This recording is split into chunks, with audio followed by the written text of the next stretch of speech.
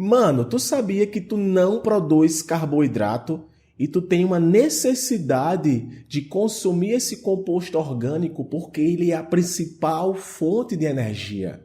Eu fico surpreso por alguns alunos menosprezarem a importância da cadeia alimentar, que é um dos conteúdos de ecologia mais cobrados em prova de vestibular.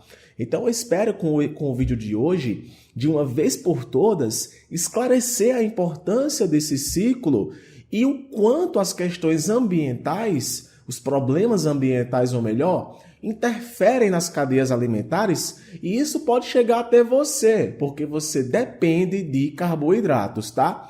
Eu espero muito que você anote essas informações que eu vou estar passando aqui hoje. Eu não vou chamar de aula, mas nessa conversa que eu vou ter com vocês, para você entender de vez e despertar em você a habilidade e competência de entender a importância que é a cadeia alimentar. Então, o que seria a cadeia alimentar? Seria a transferência de energia através dos seres vivos. Essa energia nada mais é do que o carboidrato, que passa de um organismo para outro organismo. Mas, Patrick, qual é o organismo que produz o carboidrato para mim? Os vegetais, em se tratando de cadeias alimentares terrestres. Os vegetais são fundamentais, porque eles produzem a matéria orgânica. Mas eu não como o vegetal, eu não gosto do vegetal. Mas, meu filho, você se alimenta de algum componente, de algum organismo que comeu um vegetal.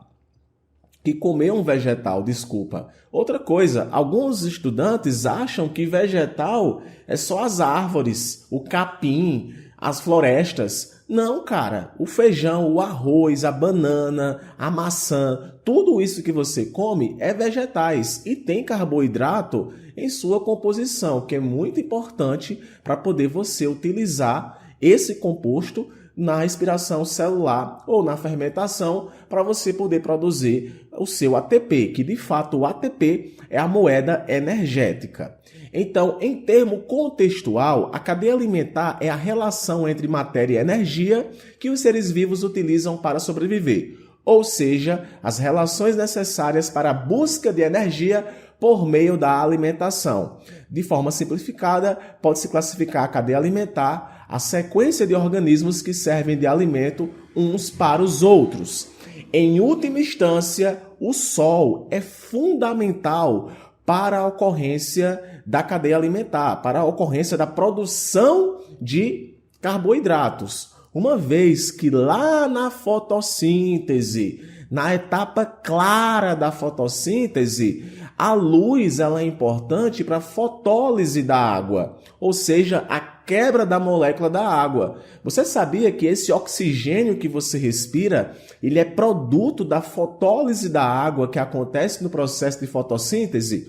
Ou seja, quebra a molécula de água, que é formada por H2O, libera o oxigênio e esse hidrogênio proveniente da água vai estar compondo a matéria orgânica. Então, o hidrogênio necessário para a formação da glicose vem da água. Já na etapa fotoindependente da fotossíntese, é uma etapa que ocorre o ciclo de Calvin, onde ocorre a introdução do dióxido de carbono, que a planta assimila, dióxido de carbono, formado por carbono e oxigênio. E o que acontece no ciclo de Calvin, na segunda etapa da fotossíntese? A união desse dióxido de carbono ao hidrogênio, formando a molécula C6H12O6, que é a glicose. Então, perceba o quanto é importante o processo de fotossíntese para a cadeia alimentar, uma vez que é na fotossíntese que se produz o carboidrato a nível de glicose. E aqui você vê uma representação de uma cadeia alimentar. Os produtores são os organismos fotossintetizantes, ou seja, que produzem o carboidrato. Eu não coloquei ali plantas, porque as algas também são fundamentais para cadeias alimentares aquáticas. Então, vegetais e algas são fotossintetizantes e produzem o carboidrato necessário para o corpo dela e para poder também, não exceder, né? Para poder ser consumido e acabar levando esse carboidrato para outros organismos. Por essa razão é que nós chamamos de produtores.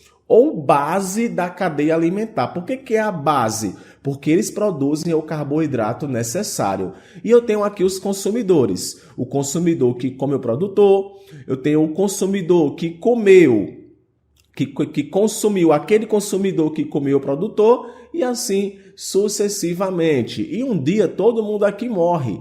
E essa matéria orgânica ela vai ser decomposta através aí de bactérias e fungos, aonde liberarão diversos elementos químicos e compostos orgânicos que a planta também poderá assimilar para poder ela acabar aí tendo um corpo sadio para poder executar o processo de fotossíntese. Então a cadeia alimentar literalmente é isso, a transferência de carboidratos ao longo do corpo dos organismos. Agora tem alguns detalhes que são fundamentais que eu quero que vocês entendam, tá? Aqui você vê junto comigo uma cadeia alimentar formada por 4 consumidores. Por que não tem mais consumidores? Isso porque a quantidade de carboidrato vai diminuindo de nível a nível, porque o organismo, quando produz, ele consome uma parte. Quando ele é consumido, o consumidor que comeu ele também vai consumir uma parte. Esse, quando é consumido por outro, não vai pegar o 100% do que ele comeu do vegetal, vai pegar o que está disponível. Então, a quantidade de carboidrato vai diminuindo de nível a nível. Só que nós não costumamos dizer quantidade de carboidrato, a gente costuma dizer quantidade de energia. Por essa razão é que a cadeia alimentar não pode ser muito longa, visto que a quantidade de energia vai diminuindo de nível a nível. E o que seria o nível? Seria o lugar que se encontra a energia. Então eu tenho o primeiro nível de energia, o segundo nível de energia, o terceiro nível de energia, o quarto e assim por diante, dependendo da cadeia alimentar, tá? Não confundam aqui nível de energia com consumidor. O primeiro nível de energia vai ser os produtores e assim vai seguir. Os consumidores, eles existem a partir do que consome o vegetal, que no caso é o consumidor primário. Então aqui você vê o consumidor primário, que é o grilo, o sapo é o consumidor secundário, porque está comendo o grilo, a cobra é o consumidor terciário, porque está comendo o sapo, e a águia é o consumidor quaternário, porque está consumindo a cobra. Então perceba que o produtor produziu o carboidrato, passou para o grilo, passou para o sapo, passou para a cobra e passou para a águia. E cada um deles consumiu uma parte desse carboidrato antes dele ser consumido por algum outro tipo de organismo. E claro, como eu falei agora há pouco, um dia todo mundo aqui morre, é decomposto, e fungos e bactérias e até alguns protozoários são fundamentais para reciclar essa matéria orgânica, para poder a planta acabar assimilando isso novamente, tá? Só que como toda e velha cadeia alimentar, ela é linear, ela é uma explicação linear de como acontece a transferência de energia entre organismos envolvidos nela. Só que, na verdade, dentro de um ecossistema, por exemplo, você não vai encontrar uma cadeia alimentar isolada, você vai encontrar uma teia alimentar. Ou seja, a águia ela não vai exercer só o papel de consumidor, por exemplo, quaternário. A águia pode comer o sapo. Se a águia comer o sapo, a águia vai ser consumidor terciário e não quaternário. A águia pode comer o grilo, de repente. Então, ela não vai ser consumidor quaternário, vai ser consumidor secundário. Então, a teia alimentar, ela esclarece isso de uma vez por todas, que existem várias fontes de energia para um mesmo organismo. Então, o sapo pode comer uma coisa, comer outra, e ele pode exercer diferentes tipos de tipos de consumidor, como também pode exercer diferentes tipos de nível trófico. Não é padrão, depende muito do que ele está comendo, tá? Agora, em uma cadeia alimentar específica, aqui, por exemplo, vegetal, grilo, sapo e cobra. Aqui eu tenho o primeiro nível de energia, que são os vegetais, o segundo nível de energia, que no caso aqui é o grilo, o terceiro nível é o sapo, o quarto nível é a cobra. Nível é uma coisa, consumidor é outra. Então você percebe aqui, no primeiro nível trófico, produziu uma quantidade de 100% de energia e o próprio vegetal consumiu uma parte. Então quanto foi que ficou disponível para o consumidor que se alimentar dele? 80%. Quando o grilo come o vegetal, 80% do que estava armazenado no vegetal vai para o grilo. Claro que esses valores aqui são só para você poder entender, tá? O grilo vai consumir uma parte, vai utilizar uma parte e outra parte vai ficar armazenada em seu corpo. E é essa parte que o sapo vai pegar. Patrick, quer dizer então que o sapo vai comer o grilo e ele só tem 50% de energia no corpo dele todinho? Não, é referente a esse vegetal. Ele pode ter comido outras coisas, tá? Então aqui eu estou explicando uma cadeia alimentar, um sequenciamento específico de transferência de energia. Mas o grilo pode ter comido várias outras coisas e vai ter carboidratos provenientes de outras alimentações e de outros vegetais que ele comeu. Então, quando o sapo come o grilo, pega esse 50% de energia, gasta uma parte e sobra outra parte.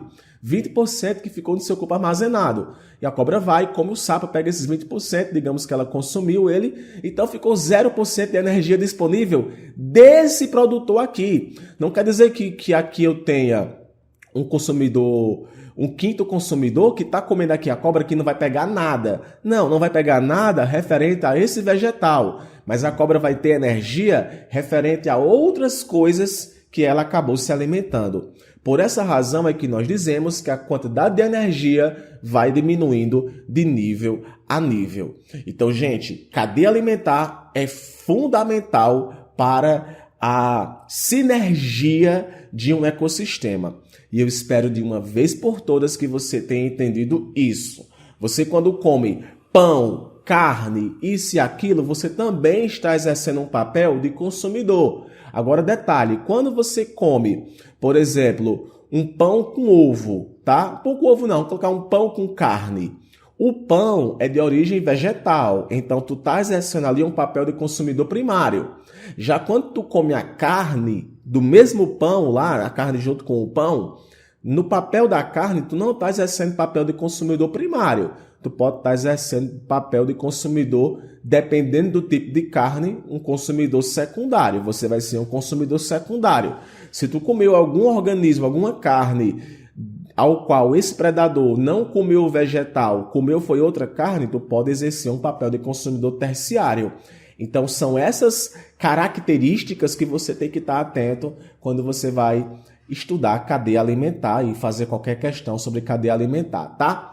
Eu espero muito que você tenha entendido. Deixa teu like, compartilha esse vídeo aí nos grupos do WhatsApp dos teus amigos, tá? E se você é professor, compartilha aí com os seus alunos, tá? Um forte abraço e a gente se vê no próximo vídeo. Tchau, tchau!